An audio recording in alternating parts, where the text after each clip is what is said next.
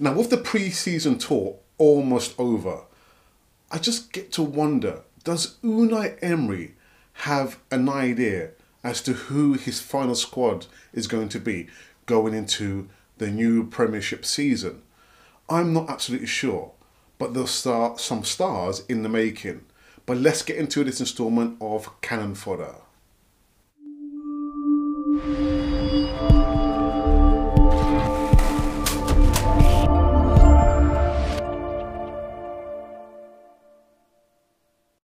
Hi, and welcome again to another instalment of Cannon Fodder, the channel that gives you transfer news involving Arsenal players coming in and out of AFC. So, yeah, I just wonder, does Unai Emery have some kind of idea or handle on, the players that is going to form his squad coming into this new season, well, his virgin season in the Premiership? Yeah, time, my favourite words, time is running out. But before we get into that, let's just talk about a couple of players that have actually come in and signed new contracts. So the first player is Smith-Rowe. The guy has done, the boy, because he's still a teenager, he's done absolutely fantastic. Coming in at the pre-season, and he scored a wonder goal, as we know, against Atletico Madrid. But he's just recently signed a long-term contract. It's well-deserved. He's probably shown up a lot of the more mature players that formed the squad over the last seasons or two. But yeah, he's done well. And it is a contract which is well-deserved. Can he push on from here? Is he going to form part of the first team? I think that's probably pushing it, a little bit too far for him. But we don't know. What I would like to see is him to be given a chance or two or three in the first team just to see, how he shows up. But yeah, congratulations to Smith-Rowe. Well done to him. And some transfer news insofar as there is a rumour, according to metro.co.uk, that Barcelona are trying to negotiate a swap deal. Yes, a swap deal involving Aaron Ramsey. Is it going to happen? I don't know, to be honest. But if it does happen, it happens. If it doesn't, it doesn't. I'm not going to spend too much time, talking about the main topic with Aaron Ramsey. With the match that we played against Chelsea, he didn't play. For some reason, he wasn't in the starting lineup. He wasn't even on the bench. So I'm sure that something's going to rumble on until goodness knows how long. But yeah, just a few bits of information there about Smith-Rowe and the Dembele and Ramsey swap deal. Right, so just a post-match preview there with Chelsea, and Arsenal won on penalties, believe it or not.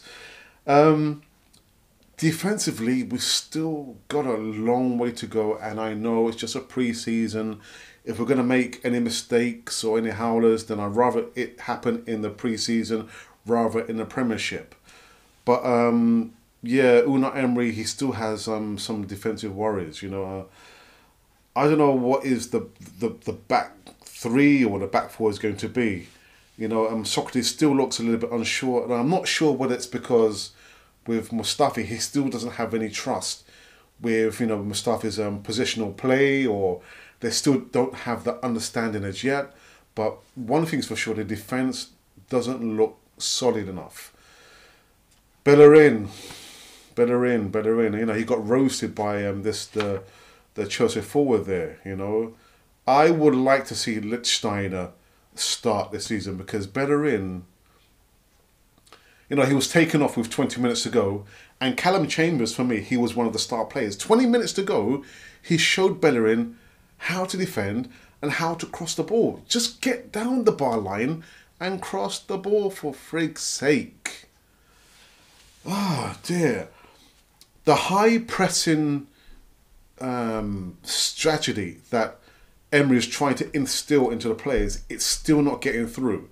You've got one or two players trying to press the ball, and the other players are not pressing as a unit. It's not going to work. it's not going to work. So yeah, that's something else that Unai Emery still has to get into the skull, of the players, the pressing game. Ozil looks like a player revitalized. I've already said that, in the match, the first match he played there against PSG, he looks like a new man there.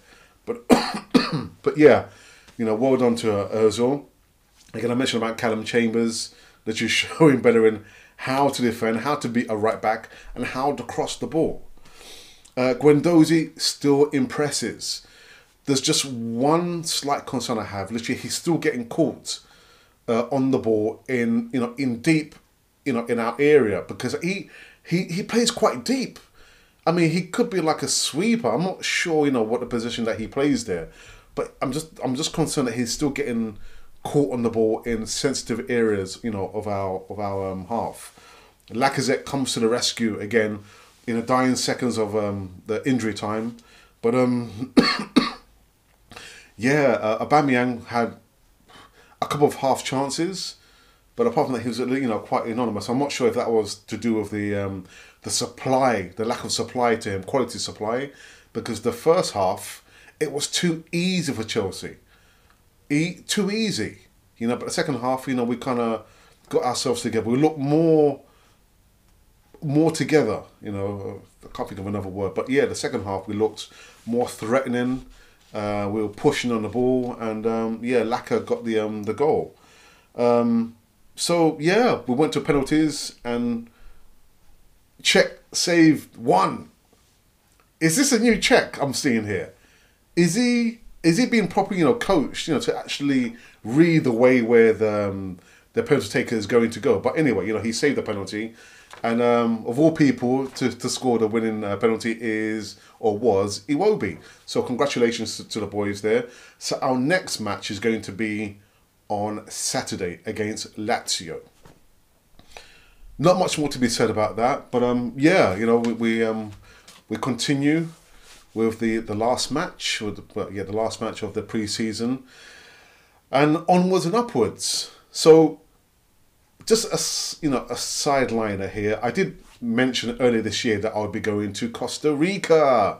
Guess what? It's not happening. Instead, I'm going to be going to Greece. So I'm going to take a few days out, well-deserved holiday, and you might get to see Raz do a couple of videos there. He's been doing fantastic with some uploads there on Arsenal Private TV. But anyhow, this is Alex taking a well-deserved rest, and you have been watching Cannon Fodder, the channel that gives you transfer news involving Arsenal players coming in and out of AFC. Breaking news.